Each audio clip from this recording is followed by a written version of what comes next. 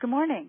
Welcome to the Diesel Technology Forum's webinar, Biodiesel Policies and Mandates, What's Really Involved. During the presentation, all participants will be in a listen-only mode. As a reminder, this event is being recorded.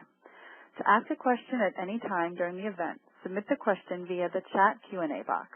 We encourage you to ask questions at any time during the presentation. Your questions will not be viewable by other attendees and will be addressed during the Q&A at the end of the session. I would now like to turn the call over to your moderator today, the Diesel Technology Forum's Director of Policy, Don Fenton. Don?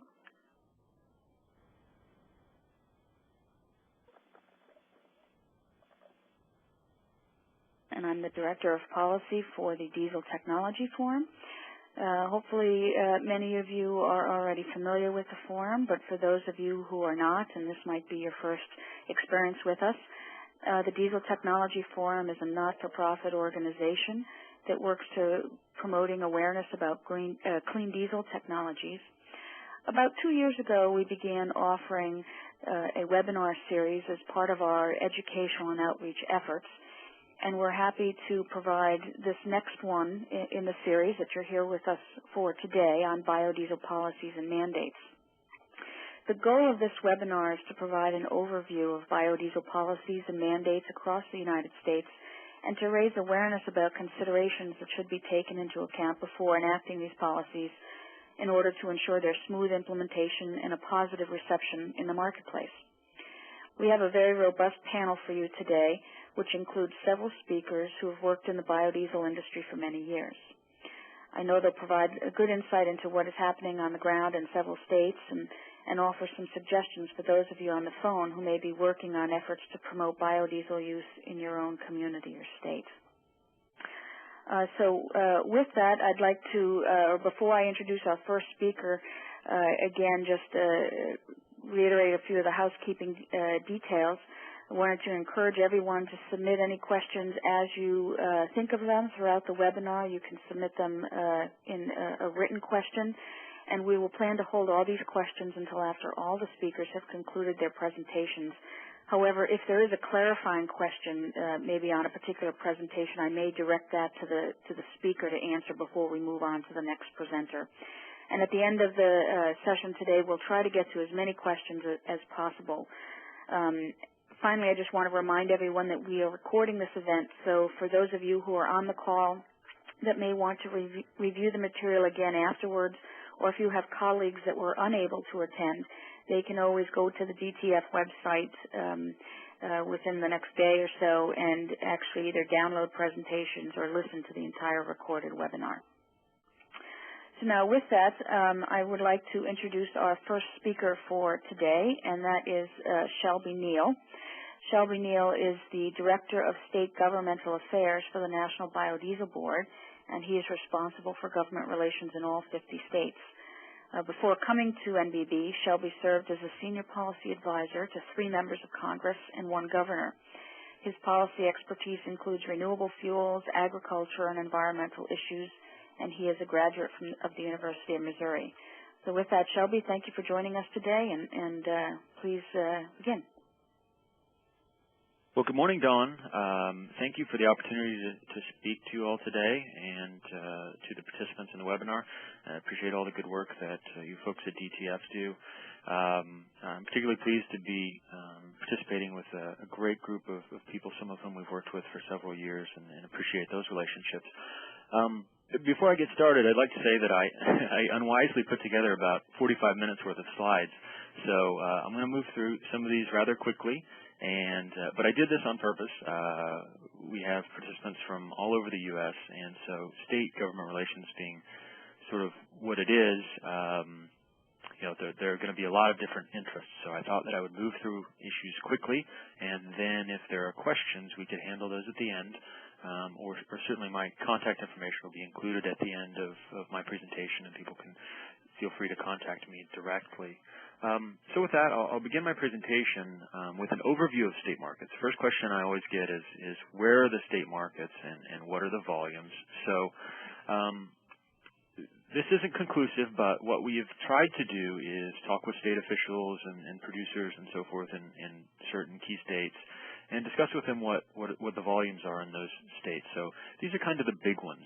So as far as we can tell, state markets are worth to the biodiesel industry in terms of volume somewhere between 180 to 230 million gallons per year currently.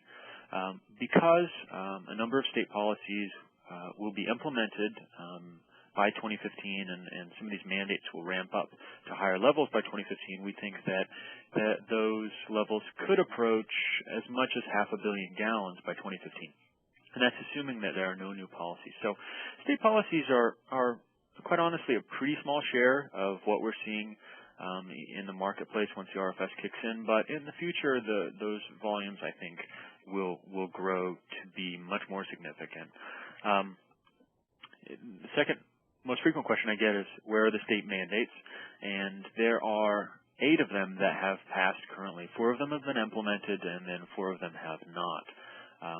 The mandates that have not been implemented are in sort of the light 1970s neon green color. And moving from left to right, New Mexico plans to implement in 2012. Louisiana, I expect them to begin implementation, at least the process of that next year. Connecticut is slated for implementation in 2011, although that situation is slightly complicated, and I'll speak to that a little bit later. And in Massachusetts, we have Dwayne Breger, who of course is on the panel, and I'll allow him to speak to implementation there. The next 2 slides I'm going to go through pretty quickly, but what these show are other types of significant policies beyond statewide mandates in these states. And so, as you can see from this slide, most every state in the country has some sort of state fleet mandate, whether it's what I call mandatorily mandated or whether it's simply encouraged. There's really sort of a spectrum of those. But most every state has one, and those can fluctuate in volume from a couple 100,000 gallons a year to as much as 2, 3, 4 million gallons. So they can be significant as well. Certainly in the aggregate they are. And then consumption incentives. These aren't all the consumption incentives, but these are the ones that I very subjectively view as capable of driving markets in those states. So most of these incentives are in the range of 5 cents to a quarter per gallon of B100. So these can be market drivers. I mean, when you're talking about an incentive of a quarter a gallon of B100, most of the time biodiesel is going to be cheaper in those states, and so it's certainly there's an incentive for marketers to blend in those states. So with that brief introduction and overview of the state markets for biodiesel, I want to talk about the 2 really big issues that we're seeing in the U.S. These are the 2 that we're really most engaged with and interested in, 2 really big phenomena that have the potential to significantly increase the market share for biodiesel and also introduce significant environmental benefits in these areas. So the first would be bioheat mandates, and the second would be low carbon fuel standards. Both of these have really interest in these have picked up significantly in the past couple of years. The bioheating industry, or the oil heating industry, probably more technically accurately, has thoroughly embraced biodiesel as a way to add a renewable green component to its fuel. And so both from a marketing perspective and a practical perspective in terms of reducing emissions, this is something that has been good for them. And they've not only embraced it in a free market sense, but also in terms of pushing for government mandates.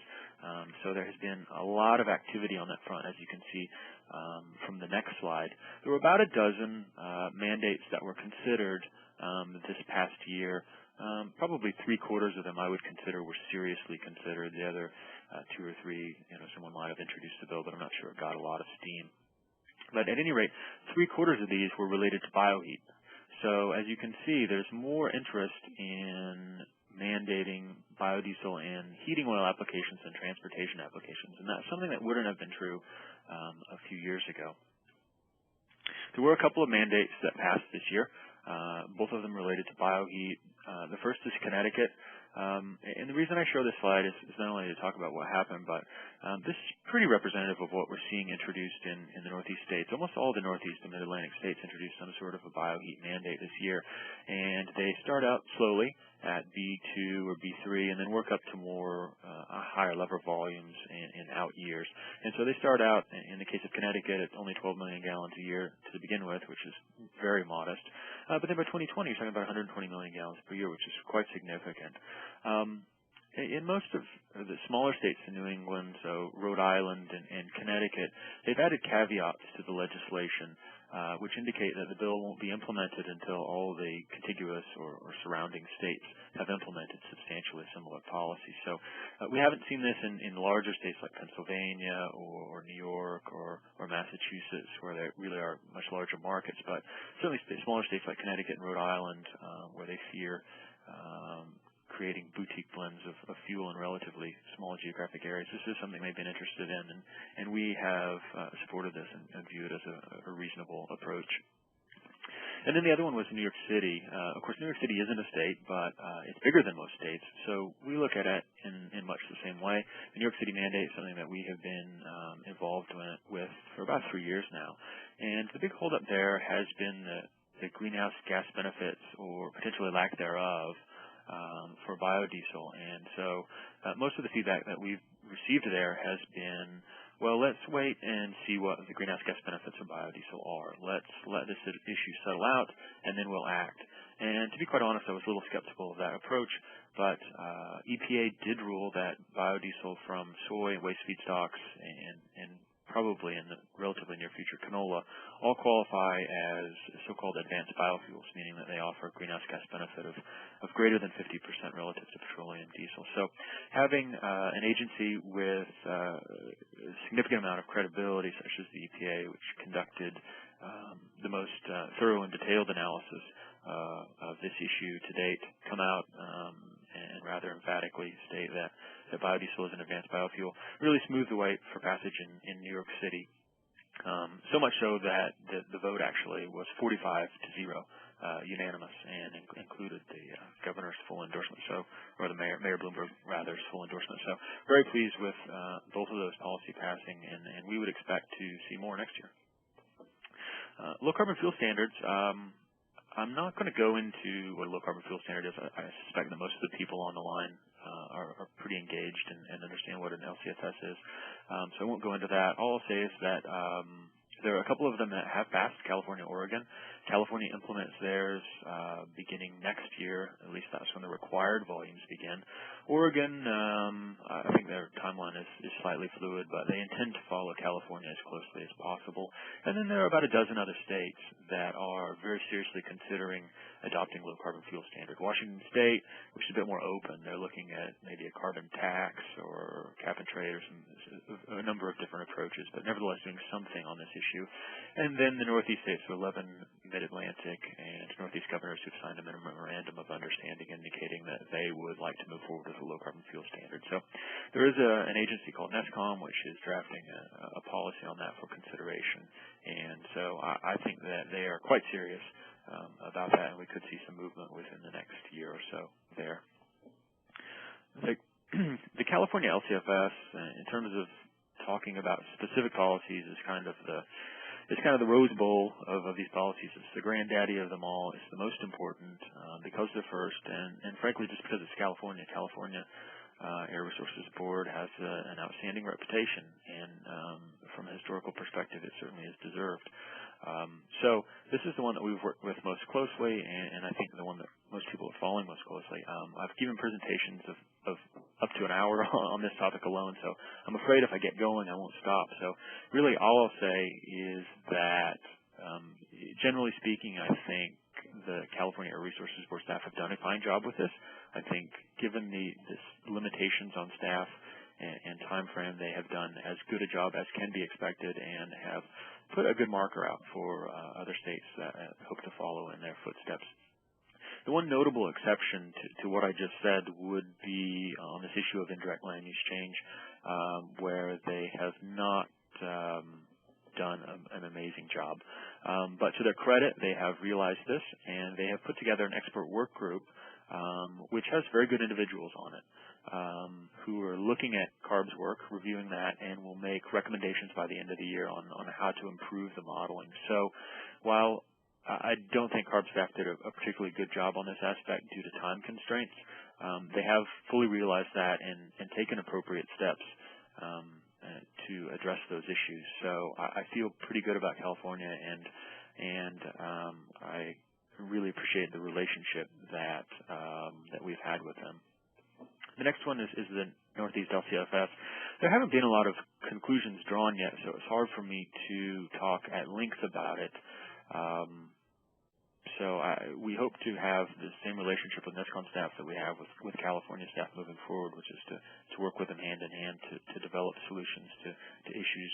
But again, I'm not going to say a whole lot about this, but I think the slide speaks for itself. If anyone's interested in my opinions on these issues, they can ask a question later or someone contact me after the webinar. So those are the two big issues. Something that is always a big issue and foremost for us is fuel quality. So much so that we employ several contractors who educate people and policymakers about the importance of that. So as you can see, the resources that we put into this have paid off. The fuel quality situation from a state perspective has improved significantly from 2007 to 2010. In 2007, only 27 states adopted the biodiesel spec. Now, almost all of them have. And Vermont and New Jersey had bills to adopt the spec. So that situation is about as good as it can be. Active enforcement, as opposed to passive enforcement, is what we prefer and what we push for. So although we've made a lot of progress on that front, we still have progress to make. And so we're going to continue to make our investments in contractors to improve that number. And I would hope in a year or two that number would look a lot like the specification number in terms of having the vast majority of states actively enforcing the biodiesel specification as opposed to passively. This is just a map showing the states that have adopted the spec. So the green states are the states that have adopted it, and the gray states are the three that haven't. Like I said, the two states in New England, in the Northeast rather, have bills to do this, and I feel pretty good about getting that done next year. And then this is the proactive testing. Obviously, it's much more of a mixed bag. This doesn't mean that there's not any testing. It just means there's not proactive testing in those states that have the gray area. So I'm bumping up against the end of my time here, but I've been asked to address three specific questions. And, of course, these are only my opinions, so feel free to disagree with me on the Q&A portion, but I'm just throwing these out for discussion purposes. Pros and cons of mandates. Of course, like any policy, there are pros and there are cons. These aren't necessarily my opinion. These are just the ones that I hear discussed. And so on the con side of things, certainly anytime you put another requirement on the fuel industry that doesn't decrease complexity, it does add complexity. Certainly if you're talking about a state that isn't already blending a lot of biodiesel, infrastructure investments are going to be required at least some terminals, and those can range pretty drastically depending on what infrastructure they already have and what type of facilities that they want. But it can go from a very reasonable cost to quite expensive. The third point, and something that we believe in very strongly, is that if you're going to do a mandate, you need a good fuel quality program. In fact, we will oppose a mandate if a good fuel quality program is not in that particular state. The fourth issue, and this is really more of a personal issue, is just political philosophy. So conservative Republicans tend not to like any type of government mandates, and biodiesel is no exception to that. The pros are, of course, all of the mom and apple pie things that come with using biodiesel, from reduced reliance on foreign petroleum, or petroleum in general, really, more domestic jobs, and an improved environmental footprint. And in my view, really the only way that you're going to see a significant amount of biodiesel usage is through some type of a mandate, because the petroleum industry is the most powerful, profitable industry that's ever existed on the face of the earth. And they pretty much control the fuel in many cases from the time it leaves the ground till the time it hits your tank. So we're in the awkward position of being Pepsi and asking Coke to sell our product in their vending machines. And certainly I don't hold it against them, but they're not really interested in selling our product in their vending machines. So really the only way to get a significant amount of biodiesel in the marketplace is some type of government intervention. The next question is something we get a lot, is how are state policies and the federal RFS going to interact? And there have been a couple of things that have happened. With respect to the RFS impact on state policies, the biggest thing I've noticed is that because U.S. EPA has determined that biodiesel is now an advanced biofuel, the first commercially produced American-made advanced biofuel, which means that it has a greenhouse gas benefit of greater than 50%, including a factor for indirect land use change. That's kind of given states the all clear to use more biodiesel. There has been a lot of reluctance on the part of East and West Coast states on using more biodiesel because this issue of is biodiesel a low-carbon fuel has been hanging out there, and those states were waiting for some resolution to that issue. And with the U.S. EPA coming out and releasing a very thorough and detailed and comprehensive analysis indicating that biodiesel is greater than 50% better, I think that has really cleared the path toward more consideration of mandates. And I think you saw that in the past year when we had significantly more mandates seriously considered. The other issue is state policy's impact on the RFS. I think that's having a lot to do with where biodiesel is blended. The RFS just says that a certain amount is blended, but it doesn't say where. And then finally, my time has passed. Can mandates be implemented? I think history shows us that they can. Minnesota, Oregon, and Pennsylvania have been successfully implemented. Massachusetts is really the only one today that hasn't been. It's been a bit of a long and winding road, but hopefully Dwayne has some good news for us today. So with that, I will turn it back over to Dawn, and again, I'd like to thank the fine folks at DTF for inviting me to participate.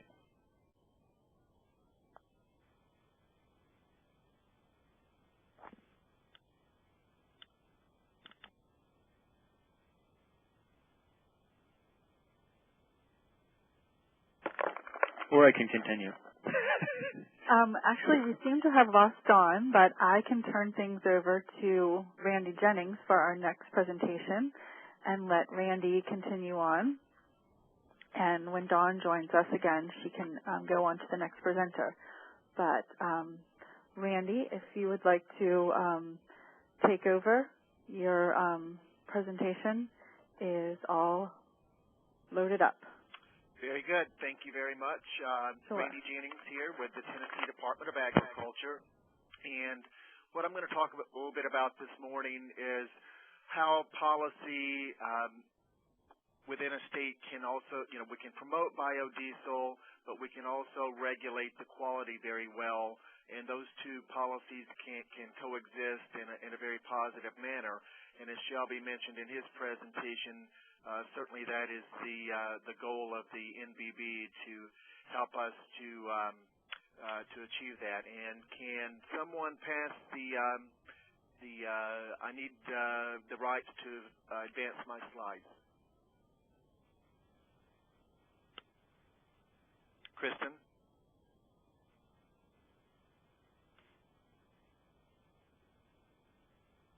Thank you.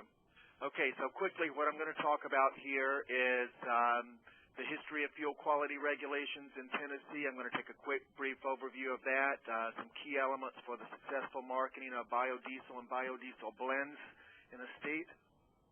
We're going to take a quick look at the results of some Tennessee inspections and testing. And then we're going to take a couple of kind of case examples of how we've helped to resolve some field issues that we have found and worked with marketers and producers to determine, was this a biodiesel-related issue or was this a diesel fuel-related issue?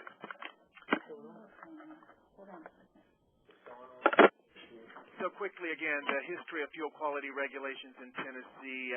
We've been doing fuel quality enforcement in Tennessee since 1989. We had our first legislation passed that year.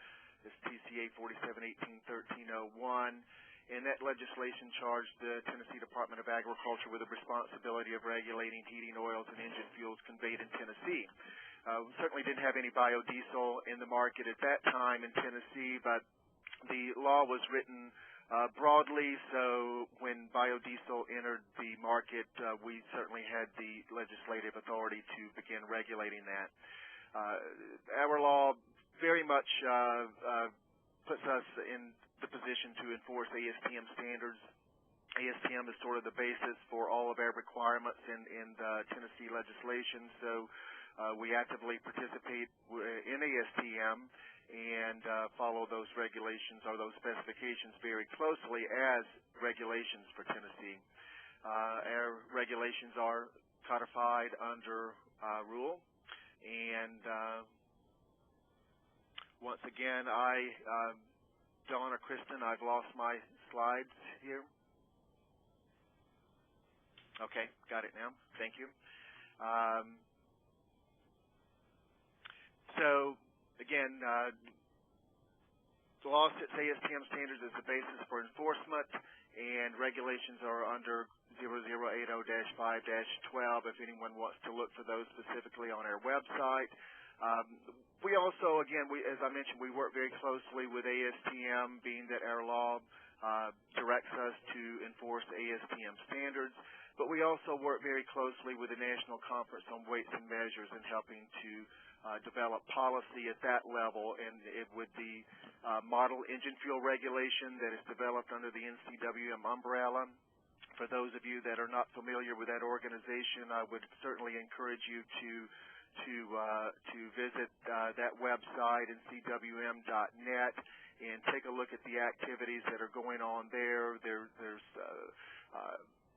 We have a very good model regulation there that covers all engine fuels, including biodiesel and biodiesel blends, and we work very diligently to keep that model regulation up to date as times change.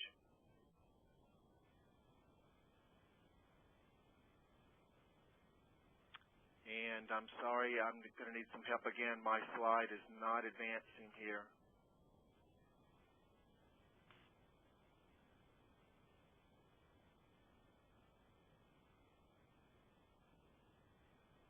Thank you, Kristen. Quick look at fuel quality trends in Tennessee. This is over since we began testing fuels in 1990. You can see when we first entered the fuel testing market, we had over 10% of our fuel samples failing for one parameter or the other. And this just kind of illustrates how a proactive testing program can quickly get things under control. You can see how our violation rate really dropped quickly after we began an active program. And again, this was pre-biofuels. This is gasoline, diesel fuel, kerosene, all the particular, normal fuel products that you would think of.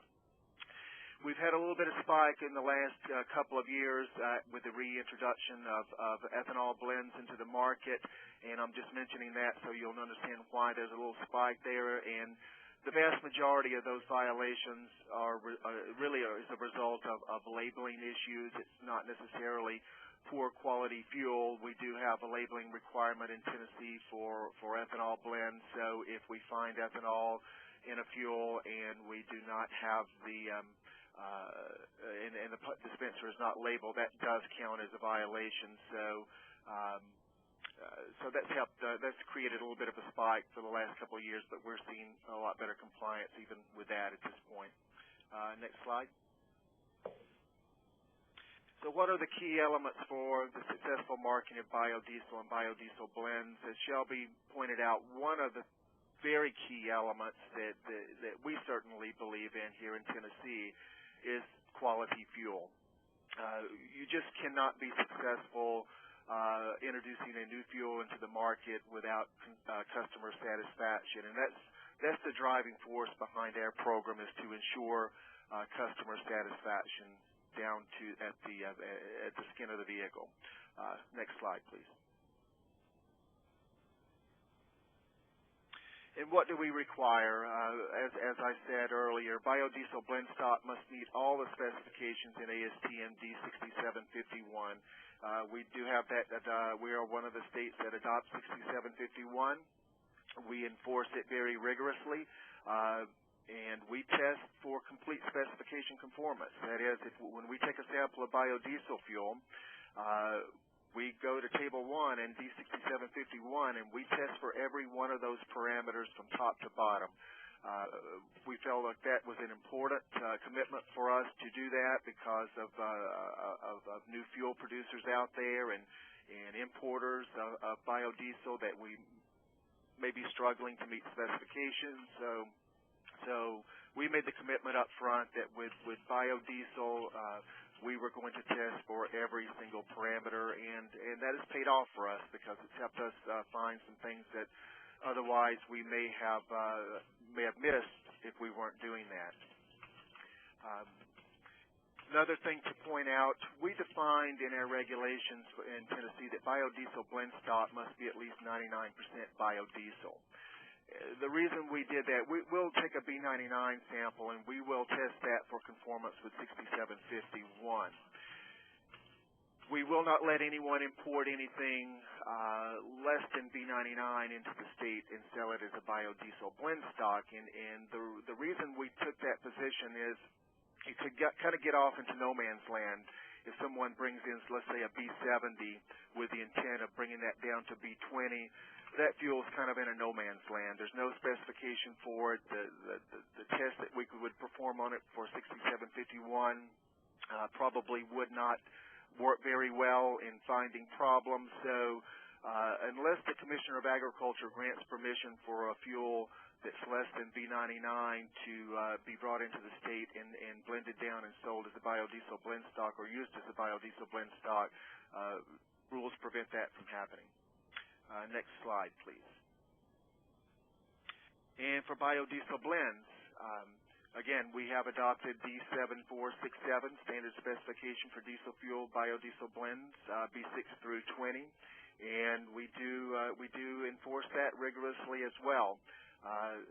Essentially, that specification is based off of ASTM D975, the diesel fuel specification, with 3 additional parameters: requirement for acid number, oxidation stability, and biodiesel content. And we do test for all 3 of those parameters each time we pull a sample of B6 through 20 biodiesel. And that has been a very, very good thing for us. The passage at ASTM of D7467 has really helped states at the retail level with the B20 fuels. Prior to that, we really didn't have anything specific to hang our hat on, you might say, in terms of how we were going to look at this fuel outside of it being compliant with D975. That oxidation stability requirement and acid number requirement certainly is effective in finding fuels that have maybe been in storage a little bit too long and or produced with off-spec B100.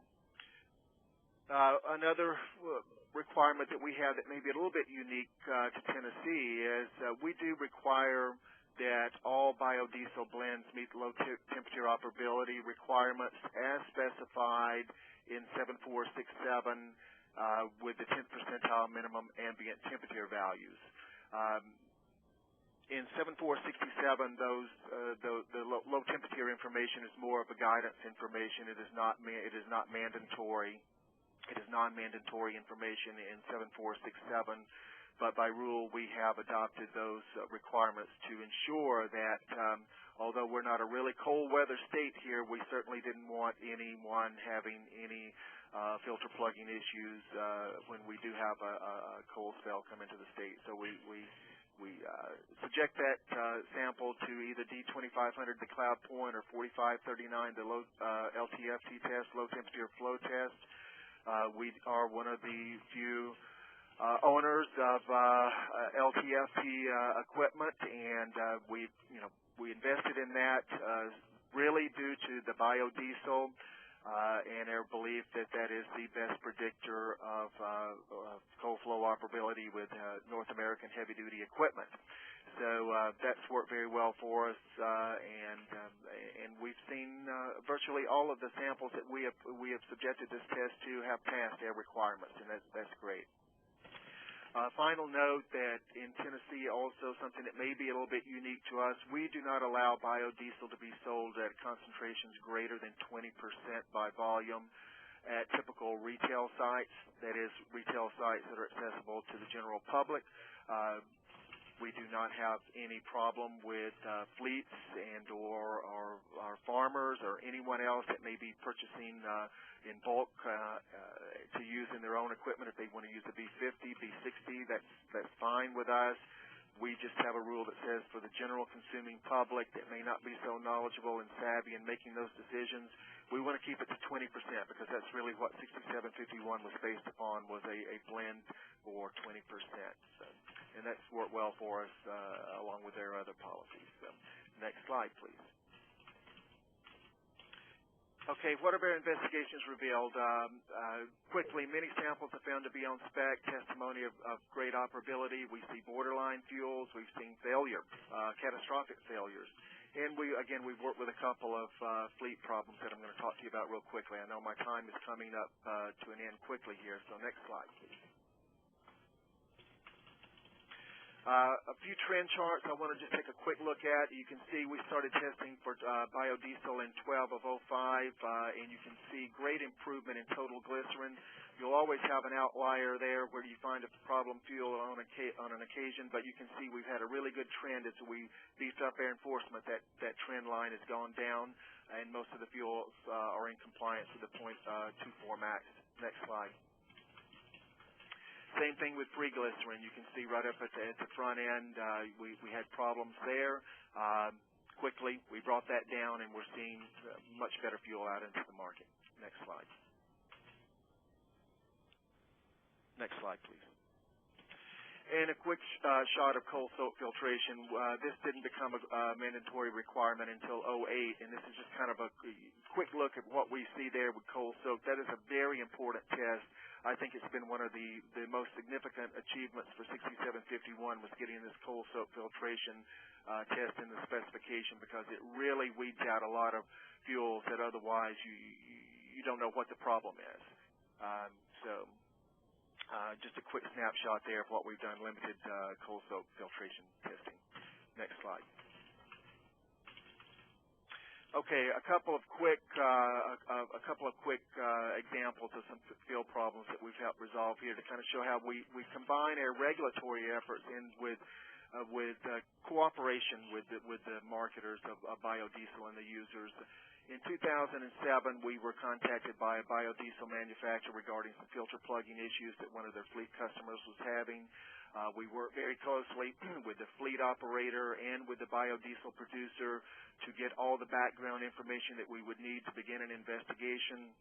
Some key things that we found there are listed on the slide. I'll point out that in this case, one of the more interesting things was all the vehicles affected were 2002 and 2003 high-pressure fuel systems. Older models without the high-pressure systems did not have issues.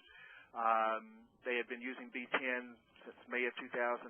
Again, this was late 2007. Within 2 or 3 weeks, about 15 vehicles failed suddenly.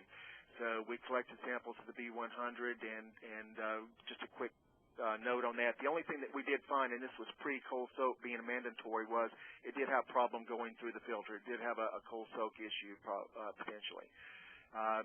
Next slide. We took samples of the filters as well, and you can see this is the results of the filters. We did find a lot of free glycerin present, but I think the more interesting thing that we found was the sterile glucosides. That is indicative of the problems that I think they will result, or an issue, components that will result in failure of the coal soak. And so we really think that was one of the major players in this. We found again, the sterile glucosides, cytostrols, and a lot of little things in the fuel that could potentially cause the filter to plug. And so we went back and began to work with the producer to get their process under control, and future samples collected showed great compliance with coal soak, even though it wasn't mandatory. Problem went away. Next slide, please. And example 2 of a field problem resolution. This happened earlier this year in 2010. We were contacted by a fuel distributor regarding dispenser filter plugging and corrosion at a retail facility. We sort of followed the same protocol that we did in example 1. And in this case, though, the conclusion was not biodiesel. Everything related to biodiesel. This was like a B2 blended location. Nothing wrong with the biodiesel. Everything was fine. This particular retail location, though, just was severely contaminated with microbial issues. So biodiesel was not the problem. So we'll call it like it is when we find these issues, and it helps everyone to reach their goal. Final slide. And again, just to close, to illustrate here, we think that this relationship and this policy that as Shelby described earlier, that NBB certainly promotes, that we can be proactive in promoting biofuels in Tennessee, and at the same time we can be very vigilant when it comes to enforcing biofuel standards. And the two have come together very well. And this slide just sort of illustrates the commitment in Tennessee.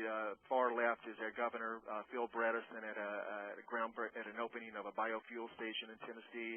At the podium was our commissioner at the time, Ken Gibbons, and to his right was Speaker Stratton Bone of our House Ag Committee. So you can see at very high levels we have the commitment for biofuel promotion in Tennessee, as well as compliance and regulation. So it's worked out well for Tennessee, and we think this model can work well for other states. Thank you. Thank you very much, Randy. Thank you very much for that presentation. We're going to move on. We seem to be having some minor technical difficulties as we're going through. Hopefully it's not affecting too many of you, but I apologize for that. I'm going to try and move along a little bit more quickly here to our next speaker, who is Dr. Jürgen Fischer. And Dr. Fischer is currently the president of the German Quality Management Association for Biodiesel, and he's been in that position since 1999. And that organization is responsible for the development of quality assurance measures in Germany for biodiesel. In addition to that position, he is currently employed with ADM, where he has been since 1997, and he currently holds the position of Manager for Research and Development in Hamburg for ADM. So with that, we thank you, Dr. Fischer, for joining us at what is the end of your day there to give us a quick European perspective on this issue. Thank you for your introduction, Dawn. Thank you for the opportunity to speak here and to present, at least briefly, the German quality management system, which we have installed in 1999. Just to start, it's working. I just would start with a short introduction of biodiesel in Germany, because it's necessary to know a little bit about the history to understand why we did such a quality management system. In 1992, or since 1992, biodiesel was sold as B100, as a pure fuel in Germany. We did not have any blending in the beginning due to government regulations, due to tax regulations, and was just used as pure fuel for passenger cars and trucks, so a completely different situation to the US. It was used in captive fleets. It was also sold at public filling stations. It was in the beginning based mainly on rapeseed oil, so again a different situation to the US. We had, however, approvals from OEM, Volkswagen, Daimler-Benz, BMW, MAN, German truck manufacturer, for B100. In 2004, the situation changed. We had a new tax regulation. We had mandates for biodiesel, biofuels, and we started to blend FAME up to 5%, so B5, to regular diesel fuel.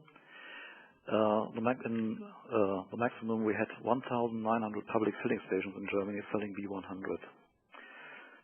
This worked until 2005, 2006. Then the tax started to increase due to government decisions. We had a decline of the B100 market, and today we are only selling B7, only minor quantities of B100, so we have a completely different market situation now in Germany. On the next slide, just a brief look on the quality situation we had and the reason for AGQM. In the 1990s, we only had two producers in Germany. It was an ADM company, a large one, a smaller one, and we had imports from France, and we did not have too big issues with quality. In 1999, due to the market situation, new producers appeared on the market, which had a lack of experience. Partially, there were even agricultural companies with less technical experience, and so we found a lot of quality issues on the markets. We had, at that time, a big threat of losing our approvals by the OEM, which would have meant that we did not have any biodiesel market at all in Germany, so we had to react as a biodiesel industry. And as a cooperation of the whole German biodiesel industry, we developed a quality management system to meet customers' requirements, so to meet the requirements of the car industry at that stage. The quality issues we were facing at that time were mainly flashpoint, too much methanol in the fuel, cold flow properties. B100 is different to the blends, so we had to care for good CFPP, which is the main parameter in Europe for cold flow probability. We had issues with the water content of the fuel, total contamination, filter clogging, operability problems. We had problems with the oxidation stability due to missing oxidation stabilizers. Phosphorus content was a big issue for the car industry because at that time they started to implement exhaust gas after treatment systems, and high phosphorus content deactivate the exhaust gas these systems. And other metals like sodium, potassium, calcium, magnesium deactivate also the exhaust gas treatment systems and cause filter plugging due to soaps remaining in the biodiesel. So these issues were at that time very serious for us. Today, look into the present situation. We have blends up to 7% in Europe and of course also in Germany. We have a mandate for using a certain amount of biofuels, which is mainly covered by biodiesel and ethanol. On the biodiesel side, B10 and B30 are under discussion for the time being. Situation has changed regarding the feedstocks. We have a large variety of feedstocks, mainly the same you have: soybean, palm, rapeseed, still mainly rapeseed based because we have this iodine value limit in the specifications. But we're using all kinds of feedstocks as drying oils. We have only a very small B100 market, and so we had to face new challenges for quality management, which are for the blends right now: saturated monoglycerides, stearoglycosides, microbial contamination, which is an issue for FAME containing blends. We have interaction of additives from the mineral oil fuels and from the biofuels. We have issues with oxidation stability and with filterability. Diesel fuel requirements in Europe and are, of course, the EN 14214, European standard for biodiesel, and EN 590, the European standard for diesel. And these standards have to be kept. They are mandatory for selling any fuel in Europe. So every fuel which is sold under the name biodiesel or diesel has to meet the requirements of these standards. In Germany, this is also part of the legislation in the German fuel quality regulation. States clearly that no fuel may be sold as diesel fuel which does not meet the requirements of EN 590 and biodiesel EN 14214. And also biodiesel as a blend component has to meet EN 14214. Oops, sorry. Sorry for this. I thought it was switched off. The challenges for the quality management system we were facing were we had to do a quality assurance along the whole chain, whole supply chain from the production to the public filling station, SB100. We had different company structures and sizes, small ones down to 2,000 tons of capacity per year up to 500,000 tons. We have here the maximum now of 700,000 tons. We had to ensure the traceability of documents. We had to ensure the traceability of production batches. Flexibility in terms of changing requirements, which occur from time to time. We had to care for an easy implementation.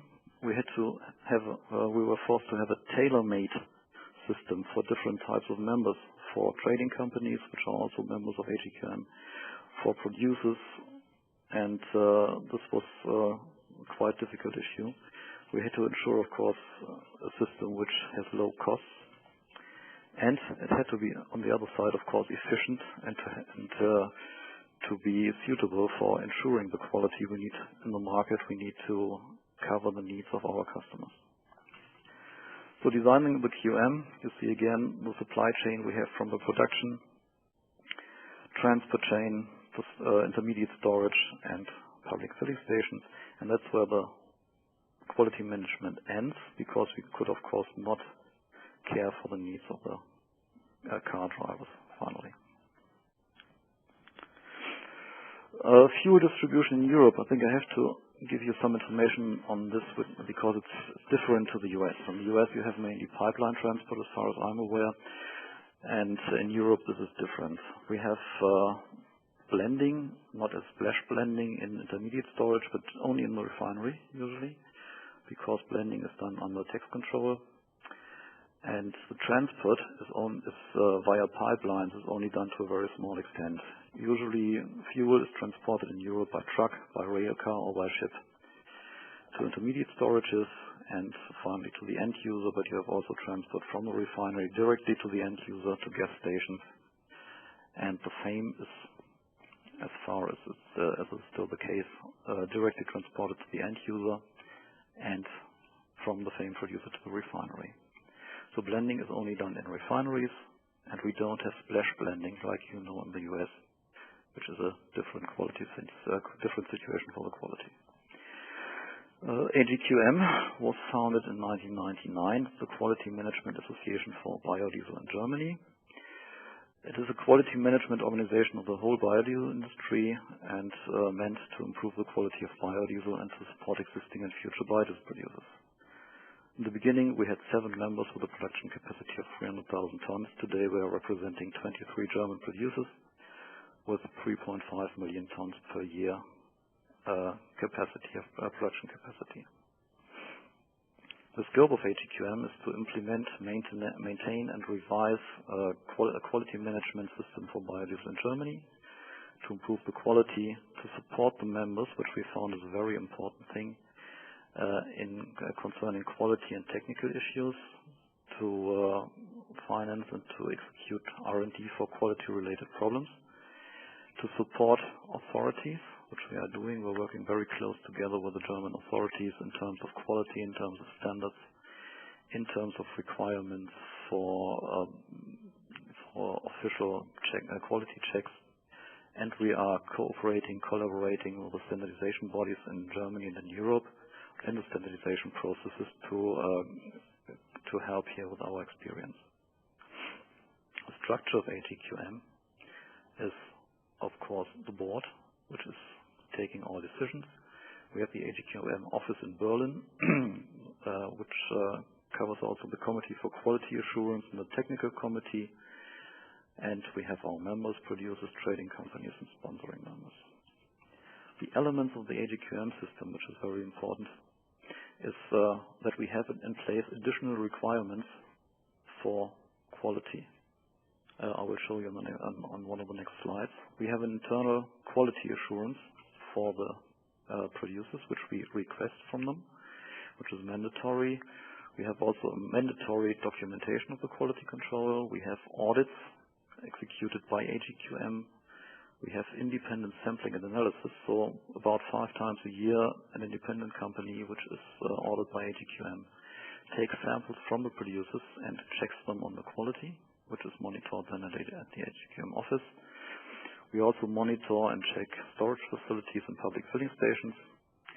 We do training, we do workshops for the members of our system, of our association, but also for external members, so everybody can access these, can take part, can attend these workshops and training courses. We offer technical support to our members. If there are quality problems they cannot solve with their own staff, we are there to help them. We offer technical bulletins, and we have a cross-check program in place, which is the largest worldwide. On this slide, I show you the additional requirements we have in place right now. We define a water content. We request a water content of max 300 milligrams per kilogram, which is lower, by far lower than the standard requirement, because we experienced a lot of water intake in the product during transport. We have a lower total contamination limit, and we have mandatory use of stabilizers if the fuel is sold at public filling stations. The CFPP has a certain time frame, stricter time frame. It has to be winter quality earlier than defined in the standard. What we do not define anymore is the fatty acid profile. That's something we did in the beginning when we had mainly rapeseed. This has been cancelled due to the variety of feedstocks. Measures for quality management, just briefly, you see we have different stages of control: production, storage, transport, and each of them has a defined set of quality checks and quality measures. The AGQM cross-check program is a very important part of our quality management system. It's done in cooperation with the German standardization body, DIN FAM. It's the largest biodiesel cross-check program worldwide. We have one round-robin test per year with a wide variety of parameters, and this has been proven to be very important because the labs have the possibility to check their own ability to test biodiesel. The statistical evaluation is done by DIN FAM. It's an important information source for German, European standardization bodies. We have participants from all over the world: Argentina, Slovenia, seen on the slide. And it's accepted by the German Customs Authority as the official certificate of competence for biodiesel testing. That means that the certificates of analysis are accepted by the German Customs. Otherwise, you would have to do it externally at independent labs.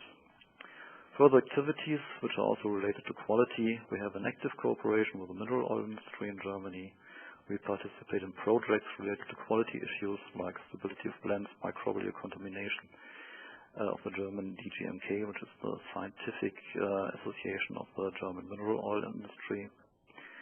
We have own research projects on aging of FAME, for example, on FAME and multi-component blends, removal of sterile glucosides, and we have a no-harm list for oxidation stabilizers, checking for interaction of different stabilizers and interaction of stabilizers with mineral oil additives.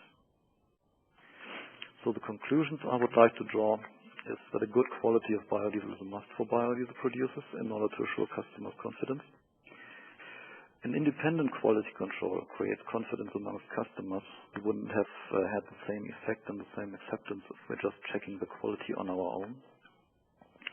A tailor-made quality management system can help producers to find the optimum solutions regarding cost and quality. And a quality management linked to technical expertise of an association provides the opportunity to solve quality-related issues in cooperation with relevant parties. So just to help the people, to help the producers to solve their problems and to solve also the problems of our customers. We have a lot of cooperation also with the car industry. They come to us, they ask us for help if there are special problems related to FAME. So that's something which is very important for our business here. And that's the end of my presentation. Thank you for your Thank you very much. Thank you very much, Dr. Fischer, for that overview and that perspective. It's nice to see how our systems here compare with what is being done in Europe. So I appreciate you joining us today. We're going to move right along to our next speaker. We're now going to look at two different case studies. And I'm hoping that we will have some time. We are getting some questions in, and we will be addressing those.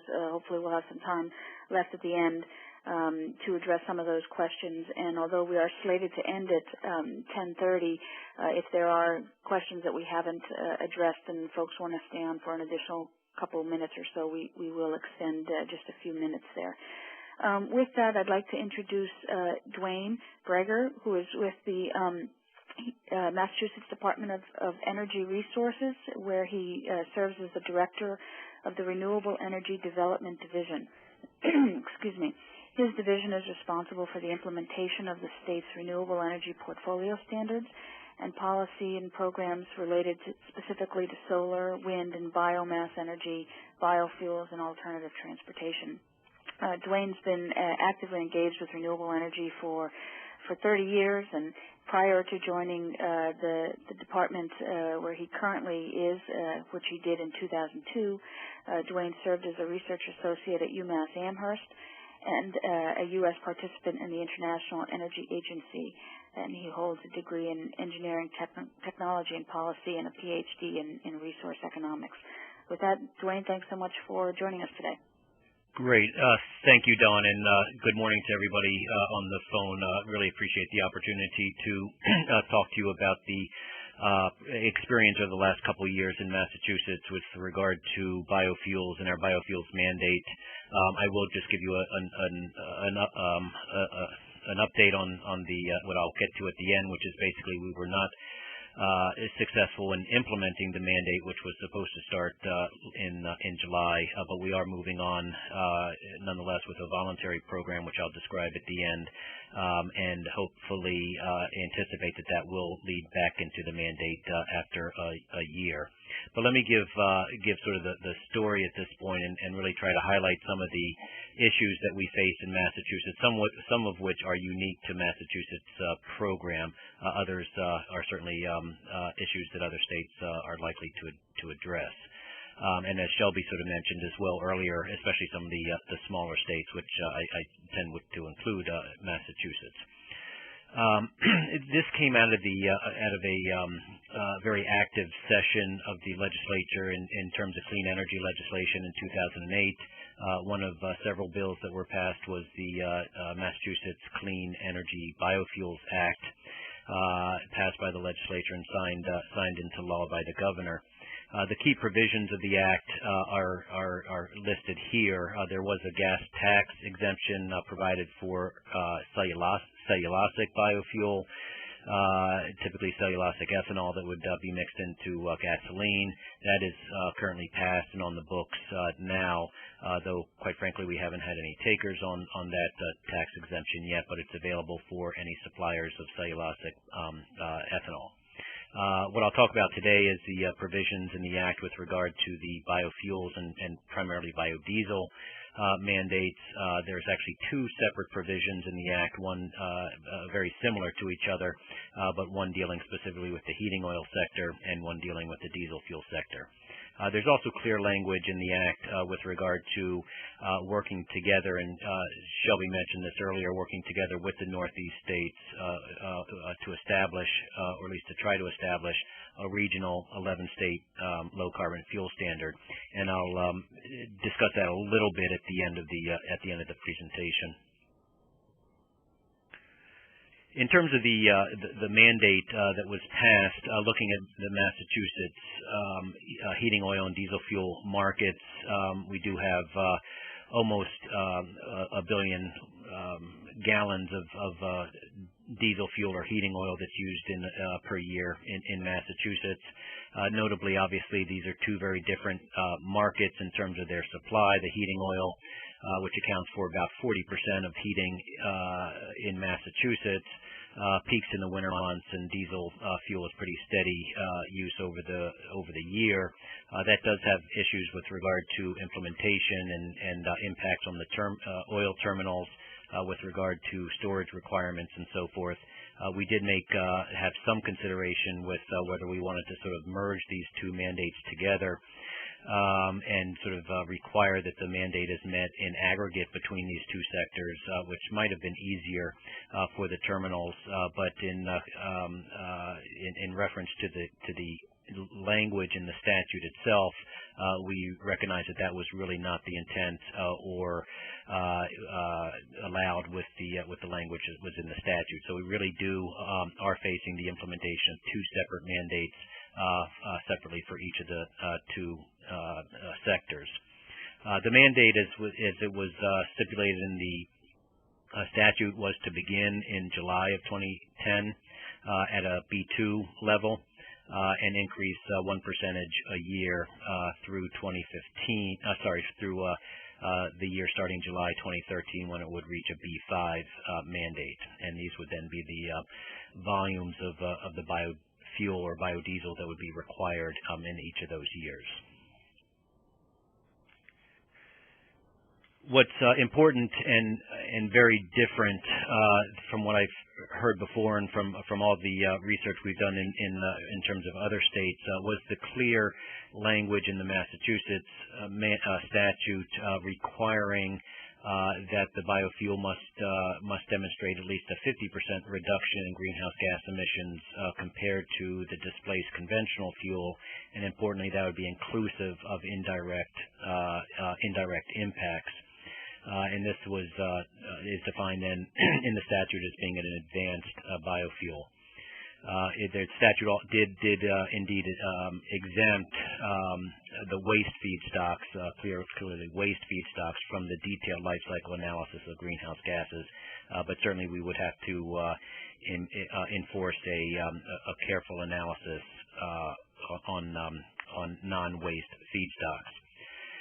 DOER was clear that we were not in a position to start engaging directly into the science and modeling of greenhouse gas reductions, particularly obviously with the indirect impacts. We're just not set up to do that, and we were in no position to start getting ourselves involved in that and reinventing a lot of work that was obviously very much ongoing, both at the EPA and in California. So we did make it clear that we would certainly enforce this advanced biofuel requirement and this greenhouse gas reduction requirement, that we would need to await opportunities to evaluate protocols dealing with those issues that were currently under development at EPA and CARB. And in fact, as was mentioned, EPA did come out with their RFS2 greenhouse gas protocol in February, which was actually pretty timely for the development of our regulations or the work that we were doing at that time in terms of designing this program. But we looked at the protocol very carefully. We did have some conversations with EPA, and we came to sort of a different conclusion with regard to what EPA's analysis was saying. And indeed, EPA was clearly stipulating that the soy biodiesel and soy feedstock biodiesel would meet the 50% reduction with regard to the RFS2 federal program, where they were looking particularly at the state of the world, I guess it was, or the state of the science as it would apply in 2022 when their program was built out. But looking at some of the detailed analysis, they did really look at three snapshots of years 2012, 2017, and 2022. And from our interpretation of the EPA analysis, it seemed like they were suggesting that at current time, or in 2012, the soy feedstock was really only being able to afford a 24% reduction in greenhouse gas emissions. And since our program was very much different than this federal program with regard to having to meet this advanced biofuel criteria today, we went with the 2012 number that EPA had put out, which was 24%. Now, we debated of whether we should just say, well, soy feedstock can't make the 50% either, so we're then only going to be able to make use of the waste feedstocks for our program. But we did, recognizing the supply constraints on waste and some issues with regard to quality of the waste feedstock, whether that's perceived or real, we did allow for sort of a combination of the use of soy-based feedstock and waste-based feedstock, such that the blend of the soy and the waste feedstock in aggregate met the 50% reduction. So if you were going to use soy feedstock biodiesel, then you would have to blend a certain amount of waste feedstock into that as well to meet the 50% reduction. We recognize that that's somewhat of a controversial position that we've taken on the EPA analysis, but we really have not heard any critique, I guess, of our decision that would convince us to go otherwise. Now, and let me also mention, let me just go back there for a second. One thing that's important to recognize in sort of as an overriding issue in Massachusetts is that along with this Clean Energy Biofuels Act in 2008, the legislature in the past and the governor signed the Global Warming Solutions Act, which commits the Commonwealth to substantial reductions of greenhouse gas emissions by 2020 and then 2050. And so all the programs that we're implementing at this point across energy and other areas are really focused on meeting this target. So we were wanted to be very much scrutinize the EPA analysis and be very careful to make sure that this biodiesel mandate did in fact meet the 50% reduction in greenhouse gas emissions.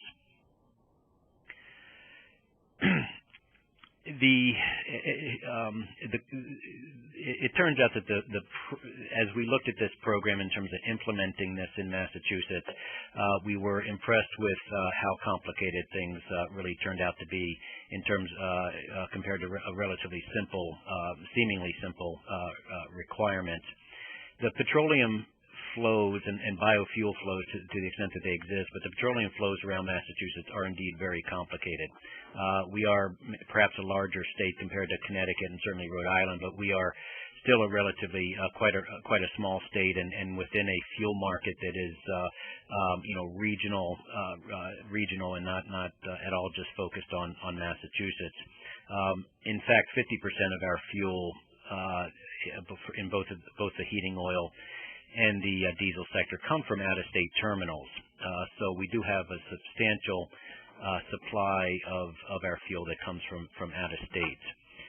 And we were very concerned, as was mentioned earlier, about the creation of sort of a boutique fuel market in Massachusetts, and so the compromise on supply reliability that might present and impacts on prices as well.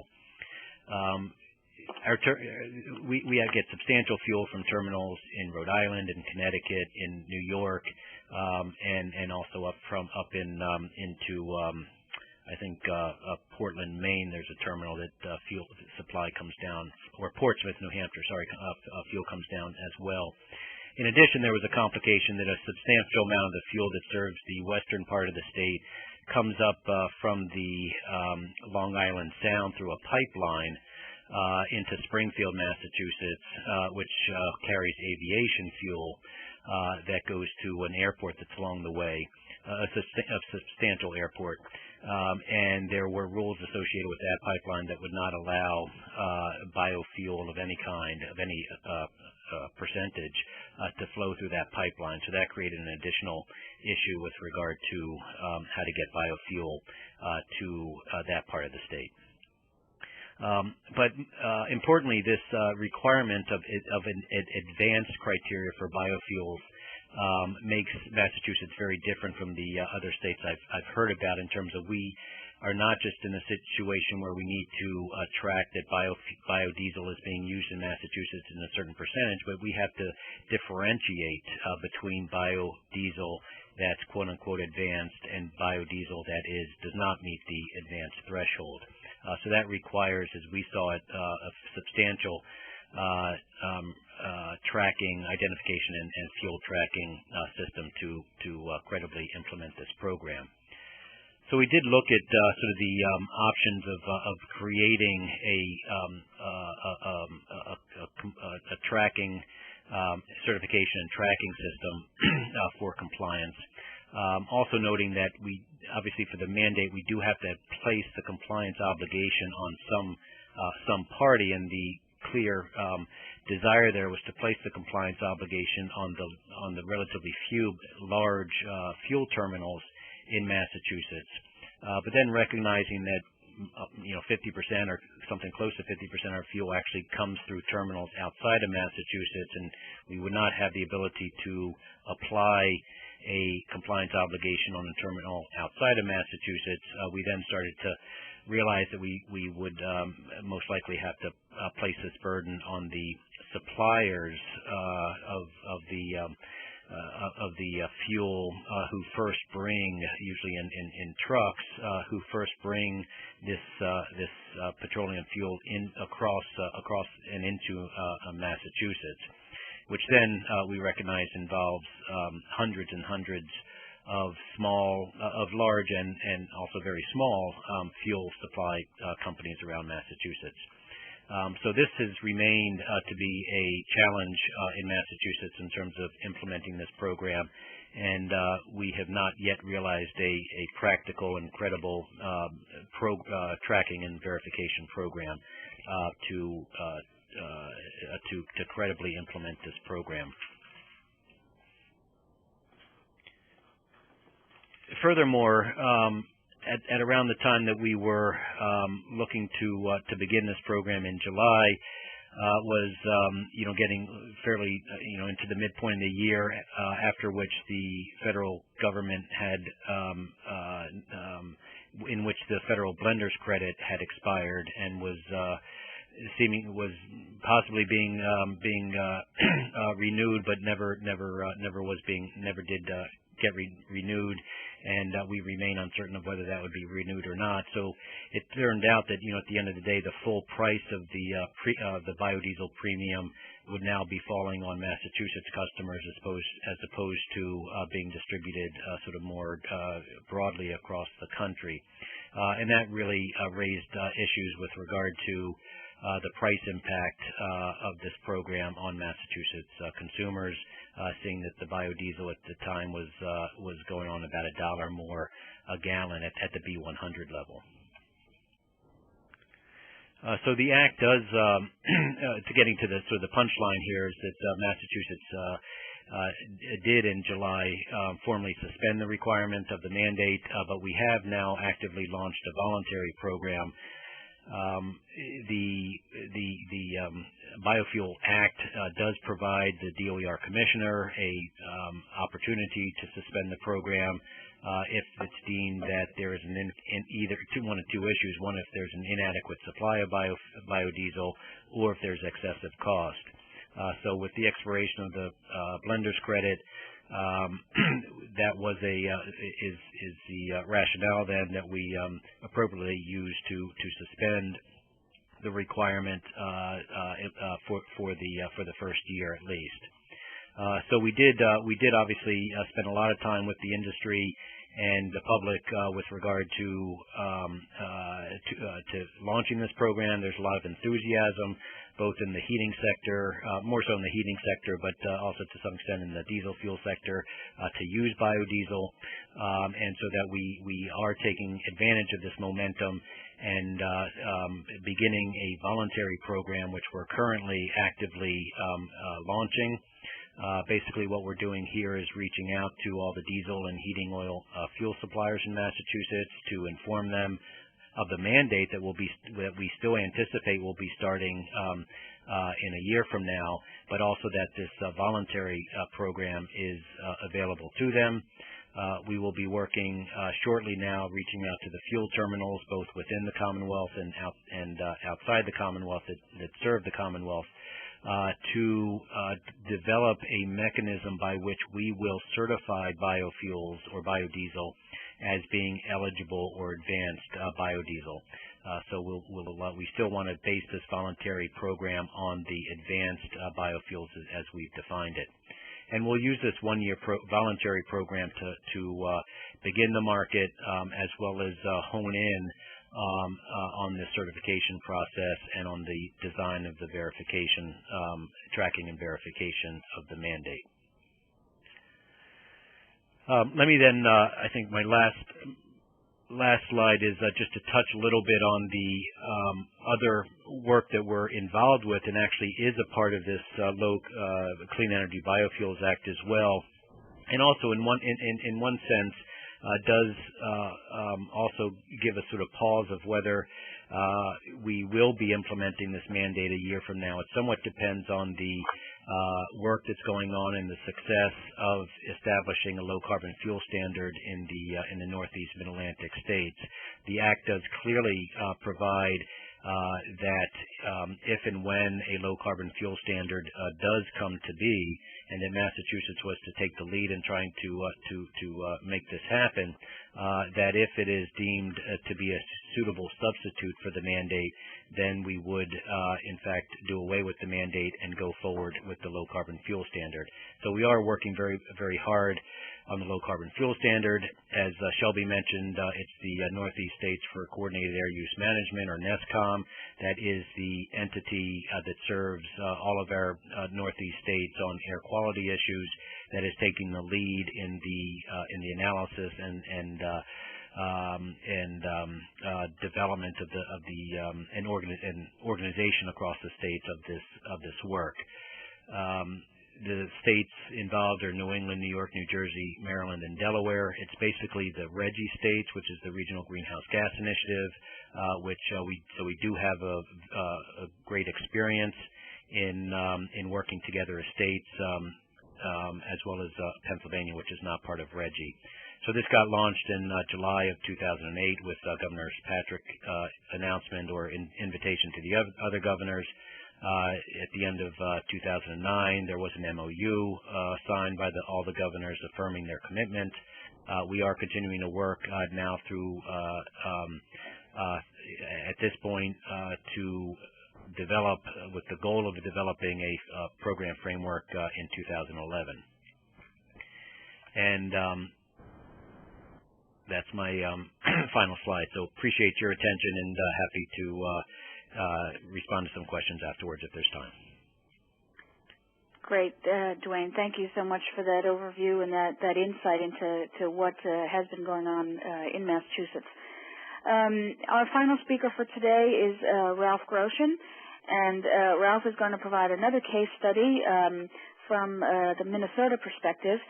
Ralph is the senior marketing specialist, or is a senior marketing specialist at the Minnesota Department of Agriculture, where he has been since 1986. He is a member of the RFA Technical Committee, a voting member of ASTM, and he represents Minnesota on the Governor's Ethanol Commission, and he staffs the Minnesota Biodiesel Task Force. Ralph leads the state's initiative to achieve an E20 and B20 fuel use requirements, and he was instrumental in both the development and the execution of Minnesota's ethanol and biodiesel programs. So with that, Ralph, thank you so much for your patience, and we look forward to your presentation. Well, thanks for the opportunity to speak with your group. My sympathies to Dwayne. It sounds like he's had a heck of a time.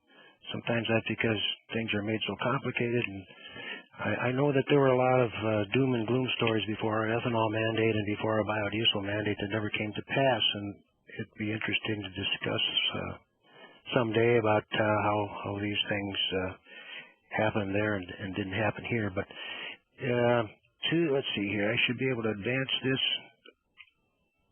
How do I advance it? Let's see here. Let's see, page down. I'm not sure I know how to make this thing advance here. I'm trying. There we go.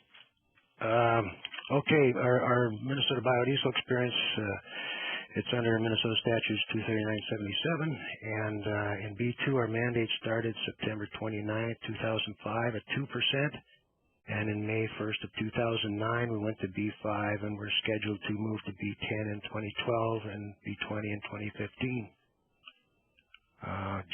Here I go again. Basic points. We're going to have to come up one at a time here. It is helpful to have the ability to analyze incidents. You heard that from Randy, too, and it's good to know that there's somebody checking down problems that occur.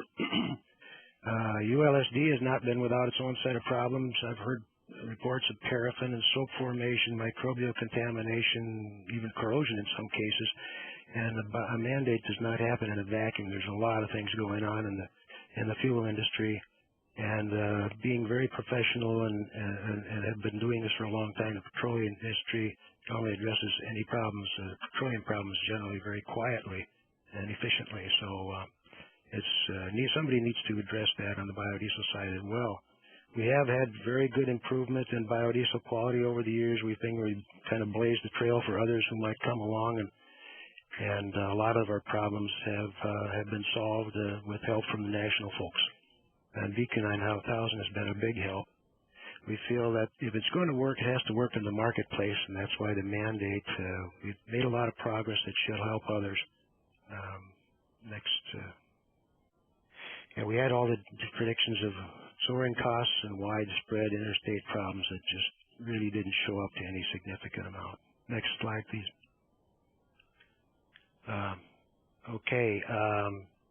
The mandate began in, as I said, September 29, 2005. There were 2 times when B100 didn't meet specifications. Next.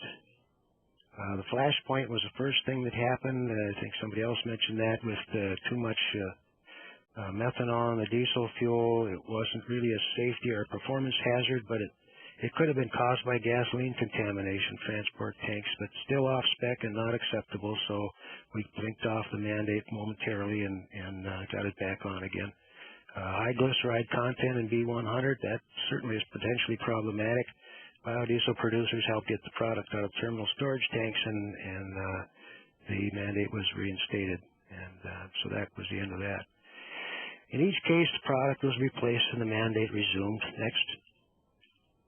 I guess you could put them all up there, but you just can't have people ship on off-spec material. I think that has changed a lot and improved a lot since BQ 9000 took effect. Next. Go ahead. Keep going. Dedicated transports is important. And, at the same time, Hurricane Katrina was going. We had shortages of diesel fuel, number 1 diesel fuel. People were scrambling for additives and misused them. People were driving from Sioux Falls to Minneapolis just to get any number 1 diesel fuel. We had a real late coming of the cold weather, and people were just having a lot of fun using number 2 diesel because it's good mileage and cost is low. And all of a sudden we got a cold snap, and there were all kinds of problems. And of course that was kind of attributed to biodiesel, a lot of those things, and it really wasn't. And as I said, ultra-low sulfur diesel was even effective in the market in 2005. I think the refiners were getting a head start. We had measurements of very low sulfur levels at the onset of the B2 mandate. Next slide, please. In 2006-07, some performance were found, but they're pretty few and far between. Next. 2008, before May 2009, we're very quiet except for one event that got national publicity. A Bloomington school bus, somebody that really didn't know what they were talking about, said that it was a biodiesel problem. Turned out to be a flat-nosed bus design that had the filter mounted outside the engine compartment, and all 3 or 4 of those buses were hung up, and the rest of the buses did fine. So we developed our biodiesel handbook as a result for people to look and try to understand what was going on with problems. Next. Let's see. 2009, we had scattered performance problems. It was odd, primarily in dyed farm fuel and not on-road diesel. Some filters showed monoglyceride content, some didn't. It's always difficult to know whether it's bad biodiesel, reaction with certain diesel additives, or the diesel fuel itself, or we had problems with biodiesel and high number 1 diesel in some places farther northern Minnesota, and yet the biggest problem that occurred was a southern contractor who hadn't really operated in the very cold temperatures, and they had problems, and it's really questionable as to whether that was a biodiesel problem after all is said and done. State developed an input reporting checklist, which we will post on our website in the not too distant future. That one of the things we know, we needed more information about when something happened, what was the origin of fuel, what were the circumstances of its storage, and how was it used, and so on. So there's a lot of things to be discovered, and it's hard to respond to problems if you don't know what really caused it. Next, please.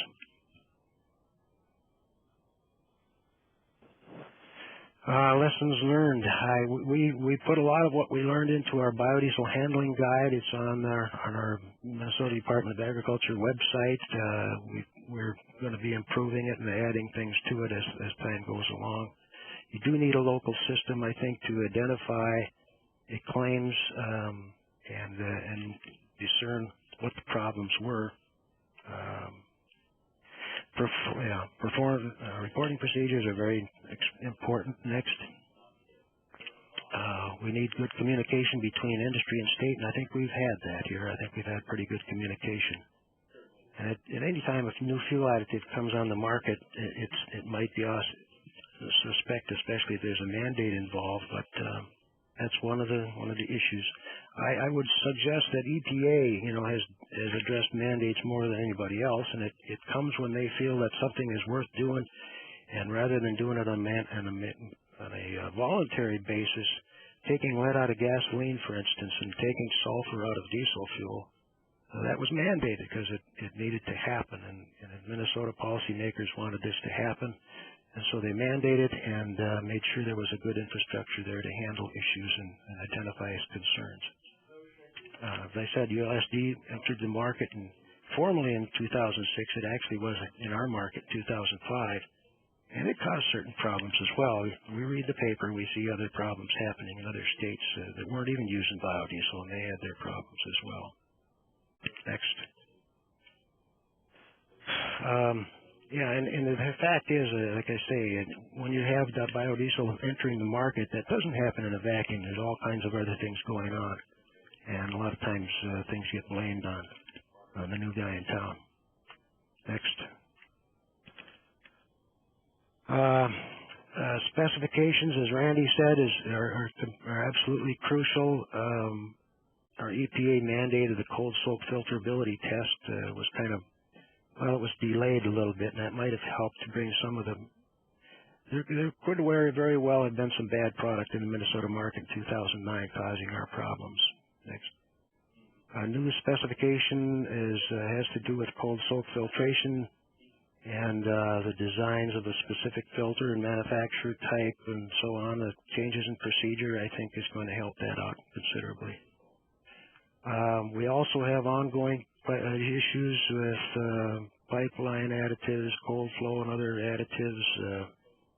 It confounds the whole situation when you have all these other issues happening as background noise to really identify what biodiesel caused and what it didn't cause. We're going to soon publish our extensive reporting guidelines, and people can use that as they feel suited to do. Terminal specifications are being tightened, and I think that's a critical issue. The terminals, I think our terminals and our refineries both have really been very cooperative, especially lately, and they want to see this work too. So they've had their own internal specifications, and sometimes the private sector does a better job than the public sector in setting specifications and making things work out right. And if possible, I think that's always a good idea to try to have that happen. Next. Education really is a key. We put out our little booklet because people, it wasn't very clear to people. They'd say, well, I have a problem, and then they'd assume it was biodiesel, and we put a bunch of pictures of filters and what kinds of problems cause certain filters to plug up and what they might look like and so on. So we really think education is a key. Actually, the biggest key is to make sure that the biodiesel is of top quality and that the diesel fuel is of top quality, and then problems won't happen in the first place. And I'll just wait for questions if we have time for any. And thanks for our ability or participation here. Thank you so much, Ralph, and thank you to all our speakers today. We've come to the end of our presentations, and there have been a few questions that have been submitted, and so for those folks that wish to stay on for a few minutes, we will go through some of these. Excuse me. I know there was some chatting back and forth with some of the panelists, and just to put some of that questioning out for all participants, there was a question about the use of biodiesel in California and the possibility of maybe biodiesel not being used in California due both to the structure of that state's LCFS and also regulatory proposals on biodiesel specifications. And so the question was the impact of those and how that might affect the use of biodiesel in the state of California. So let me throw that open at least to Shelby if he wants to comment, and then anybody else on the phone. Yeah, I'd be happy to. Thanks. Again, the question was from Gina Gray, who works for WSPA, the Western States Petroleum, who would represent a lot of the obligated parties in California. So the question was, I believe, is that since trading is allowed between the gasoline and diesel sections, how would you see that working out for biodiesel? I think Gina, I think it's her view that the gasoline section would take up a lot of the credits, leaving less market share for biodiesel. Maybe reading in more to that question, but that's my interpretation. And so I responded that I had some conversations with CARB staff previously that trading wasn't allowed, but having given that some thought, I think certainly if anybody had been following the trading closely, it would be Gina and WSPA. So I think I would defer to her on that interpretation. So I suppose the answer to her question in terms of how that would work out without having given it extensive thought is that probably, given the carbon intensity reductions that they're looking at by 2020, which are 10%, it's a very significant number, and the fairly limited options available to us, which would, in terms of commercially available, would seem to be Brazilian sugarcane, biodiesel, renewable diesel, CNG, and Gina can correct me if I missed any, but those are pretty limited options. So it would seem that there would be opportunities for all, but if others have crystal balls and have opinions, certainly I would be very interested in hearing their interpretations and what they're expecting to see. The other piece of that was a question about NOx, and there has been some NOx regulation that's in a biodiesel specification rule that's moving through CARB, and we've been working through that. And so that has potential to give an advantage to non-ester renewable diesel relative to biodiesel. Steve Howell, who is our technical director, has been working on that much closely. So if Steve is on the line, I might actually allow him the opportunity to comment on that. Steve, are you on with us? Okay, maybe Steve had to. Did he have to jump? I'm here. Oh, okay. Okay. Steve, would you be interested in saying a few words about that? Sure. Just briefly, in diesel fuel, CARB, or in California, CARB has a different specification for diesel fuel that makes for cleaner diesel fuel than the rest of the 49 states. They focused on NOx technology and NOx parameters within their diesel fuel.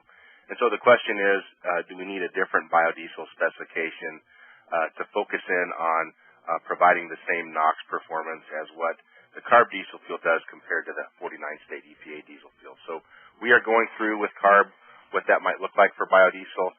It may require the use of some additives for some blends, and we're in the process of looking at what that really means in terms of B5 and B20 and higher blends, and what that's going to mean as far as biodiesel's ability to provide a NOx-neutral fuel compared to CARB diesel fuel. So certainly in the new diesel engines with NOx technology, we don't anticipate that's a problem. Testing thus far has indicated that very similar NOx coming out of the new NOx-controlled engines. So in the future, we don't see it's a problem. But we may have to do something special here over the short term to provide a NOx-neutral biodiesel, and working cooperatively with CARB and industry to figure out what that's going to look like. Great, thank you for those answers. Another question that came in was with regards to the ASTM biodiesel standards and the question about whether those are enforced at the site of fuel manufacturer or the site of commercial sale or both. I think that came in with regards to Randy's presentation. So, Randy, let me throw that to you first then. Okay. Actually, we test the biodiesel specifications at all levels, anywhere we might find it. We visit the producers and collect samples at that level. If a downstream blender is holding biodiesel at a bulk facility, let's say potentially a marketer at his bulk facility is holding 10,000 gallons of B100, we'll collect the sample right there, and all the way down to the B20 or B5, B10 samples at retail. Great. And there was a question on whether biodiesel blend levels, of like B20 are routinely monitored in the marketplaces. Do you want to speak about whether that's the case? I know you were talking about Tennessee, but both in your state as well as other states? Well, I actually know there are one or two states that scan every sample of diesel fuel that they collect for biodiesel content. We do not. We randomly select about 5% of all of our biodiesel or all the diesel samples that we collect and we scan those for biodiesel content. Certainly, anything that is labeled as a biodiesel blend, and we do have, we do follow the FTC labeling requirement in our state for labeling of biodiesel blend. So, if the dispenser is labeled as containing biodiesel, we verify that the biodiesel content is as specified on the dispenser, and otherwise we're only looking at about 5%. And I would suspect that probably most states that are collecting some diesel samples out there are doing something similar. That is, probably spot checking diesel fuel samples for biodiesel content. With a couple of states that have the resources, they're doing every sample of diesel fuel that they collect. They're looking for biodiesel. Mm-hmm. Ralph or Dwayne or anybody else on the panelists wish to address that? We're in Minnesota, this is Ralph Grosh. In Minnesota, we're doing spot checking by and large, but the samples that come in for ethanol are checked for ethanol and biodiesel in almost all cases. This is Dwayne from Massachusetts, and we have not really gotten into that level of detail yet, but again, with the advanced biodiesel requirement in our state, it would not be sufficient just to test the standard, the percentage of biodiesel itself, but also try to determine what the feedstock is, and that's whether that can be done, or at least would be a much more complicated test. Mm-hmm. Okay, thank you. One question about the biodiesel mandates that exist, and the question was raised about since the biodiesel production has significantly dropped. How are state mandates being enforced? Shelby, would you like to address if that's an issue or not? Sure. Well, that's a very good question, and we get that a lot.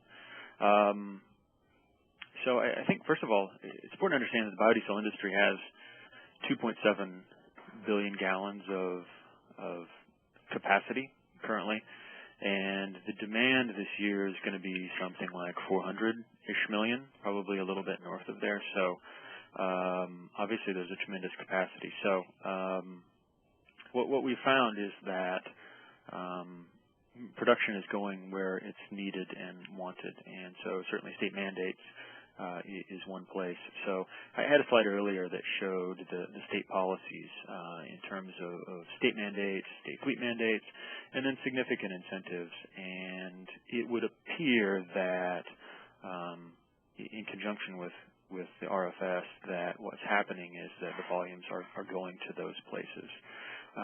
So the drivers are state policies in conjunction with the RFS, and in many instances what's happening is the state mandates are determining where the RFS volumes are going. But very earlier in the year, where we really weren't seeing obligated parties buying much, it's really the state mandates that were keeping the industry, I hate to say afloat, but 3 feet underwater, I suppose. So basically, production goes where demand is. Okay. In Minnesota, we're doing the spot checking. And we have a couple of units the Weights and Measures brings out to the field and shifts to different inspectors out there, and they do spot checking at the pump, and the rest of them are sent into St. Paul for testing.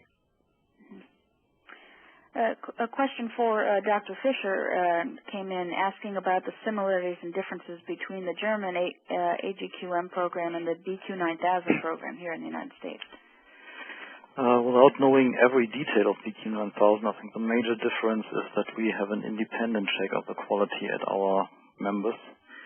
We have independent surveyors taking samples without beforehand information. So So they're at the gate of the plant at some day, take a sample, and the sample is checked on quality. It has to meet the requirements of AGQM. I think that's something which is completely different to BQ 9000. Steve, maybe you can comment on this. You only have internal checks, isn't it? Yeah. Can you hear me? Yes. Mm-hmm. Okay. Yeah, the BQ 9000 does not actually go out and physically take samples of people's production. You're correct, Jürgen. And an additional difference is the large cross-check program we have in our lab, and which is also open to other participants. Okay, great. Thank you. We'll take just a couple more questions here. There was a question for Randy on whether you could repeat the additional properties you were requiring for B6 to B20. Sure. Well, B6 through 20 specification D7467 has 3 properties in addition to the D975 spec, and we do test for those.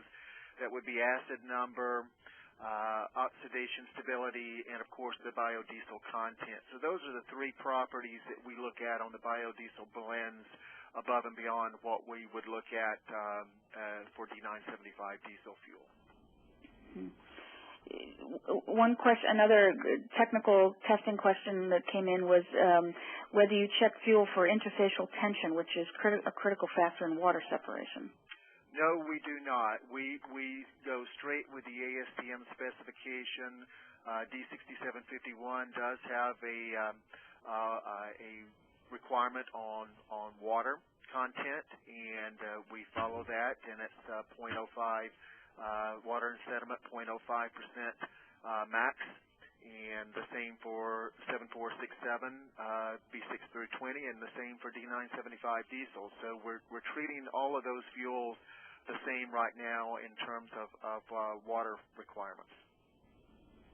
Okay. One other question for Shelby. I understand you mentioned about enforcement actions, and the question was relative to what those enforcement actions were in relation to, whether it was labeling or some other issue. I believe I was speaking with respect to fuel quality. At least that's how I would interpret that question. So if someone is found to have fuel that's not inspect, there is some sort of enforcement action. What that is depends upon the state. So it can be anywhere from $500 per incident, not per day, but per incident, to several thousand. And so that really depends upon the state. One of the things that we've been working on is to get a fuel quality sort of policy best practices document passed by some of the more recommended, some of the most respectable organizations, so that we can develop there are a lot of people who are doing a very good job on fuel quality, but trying to get people together to determine what, if you could come up with an absolute best policy with the absolute best enforcement measures, what would that look like? And so that's something that is ongoing right now. Okay. And then the last question I'll ask, I'll direct it to, and we've gotten through most of these questions that were submitted, but there was one more about a seeming discrepancy between some of the presentations where, in terms of the relative benefit of soy biodiesel relative to petroleum biodiesel, I guess between Shelby and Dwayne's presentations about whether it's 57% better, or I think Dwayne had mentioned 24% better, and maybe the two of you could help us understand the differences in those numbers. Go ahead. Yeah, this is Dwayne. I can start with that. In that we did discuss this with EPA, and as we interpreted their analysis, they were basing their 57% reduction in greenhouse gases for soy biodiesel based on the way that technology and farm productivity would be projected to be in 2022, but that applying current, or at least year 2012, farm productivity or growing productivity and so forth to soy today or in 2012, the analysis would show a 24% reduction. Okay. Shelby, did you have anything that you wanted to add to that? Okay. With that, I think we will... Oh, I'm sorry. I had you on my mute button there. Okay. I did want to add just a couple of comments. I don't think Dwayne said anything that is necessarily inaccurate. The EPA did include in its docket additional modeling runs. So I think it's important to understand that EPA did dozens, if not hundreds, of modeling runs to inform the final results which they use for regulatory purposes, and some of those were included in the docket as supplemental information. And so what Dwayne presented is accurate in that sense. However, while Mass DOER is faithfully using U.S. EPA data for regulatory purposes in its analysis, it is drawing different conclusions from EPA's analysis than EPA did, in the sense that EPA in 2009 and forevermore, or at least until those figures are reevaluated, is using the 57% number for regulatory purposes, whereas Mass DOER is using data that was included in the supplemental piece of the docket for regulatory purposes. So while Mass DOER is using EPA data for regulatory purposes, they are interpreting the data different than U.S. EPA, and so the proof of that is that EPA this year, and until those numbers are reevaluated, is using the 57% number. Great. Thank you. And then the last question that I want to ask that just came in too was for Ralph, and the question of the bus problem that you mentioned. There was a question on what the solution to that was, and a question of whether, can those flat-nosed buses use biodiesel blends? Well, yeah, they can use biodiesel blends, but it just so happened it was a very cold snap, and the blend of diesel fuel, I mean, with or without biodiesel, we think that they would probably have run into problems with that. But that's part of the noise that I was talking about. People have to make sure that their diesel fuel that they're using is designed for the temperatures that would come. Sometimes you guess what the temperature is going to be, and sometimes it's lower. And then in some cases the diesel fuel isn't good. I guess they should have had a little more cold flow improver to make the situation work with those particular buses. Most of the buses have their filters in the engine cavity where it's kept warm. But these, like 3 or 4 out of, 60 or 70 buses that they had, were just a different design and were exposed to more cold temperatures than their fuel was designed to handle. Great. Well, thank you so much to all of our presenters and all of our participants today. I appreciate everybody staying on a bit extra time to answer some of these questions. It was a very informative set of presentations, and I know I learned a lot during our session, and I hope that our other participants did as well. Just a final reminder that this entire webinar has been recorded and will be posted on the DTF website, which is www.dieselforum.org, very shortly, probably by tomorrow, and you can certainly refer to the presentations or listen to the entire webinar again at your leisure, or encourage others to do so if they would be interested in that. With that, I want to thank everybody for your time today, and I'll make one mention also that we will be holding another webinar on October 5th with regards to the next round of funding with the Diesel Emissions Reduction Act. And so that will be at 2 p.m. on October 5th, and you will be receiving more information about that, and that will be posted on our website as well for folks who are interested in registering for that. So thank you very much again to everybody, and I hope you enjoy the rest of your day.